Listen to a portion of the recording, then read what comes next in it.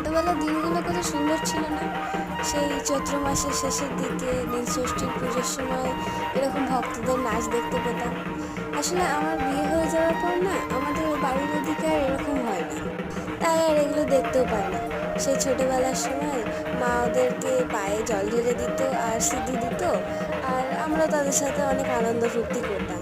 আশায় বসে থাকতাম প্রতি বছর যে এরকম ভক্তরা আসবে আর আমাদের বাড়িতে এসে এরকম নাচ করবে। আমরাও তাদের সাথে অনেক আনন্দ উপভোগ করতাম, অনেক স্মৃতির মুহূর্ত কাটিয়েছি। কিন্তু এখন আর ওইসব হয় না বিয়ের পর থেকে। কিন্তু এবছর বাবার বাড়িতে এই সময়তে আসাতে আবার এইসব পুরোনো দিনগুলো আবার ফিরে পেলাম। তাদের ছড়া কেটে কেটে গান, নাচ, এরকম আনন্দ হুল্লোড় এসব দেখি না আবার ছোটবেলার কথাগুলো মনে পড়ে গেল। তোমাদেরও মনে পড়েছে বুঝি? তাই তোমাদের সাথে একটু শেয়ার করে নিলাম আমার ছেলেবেলার ওই স্মৃতিগুলো।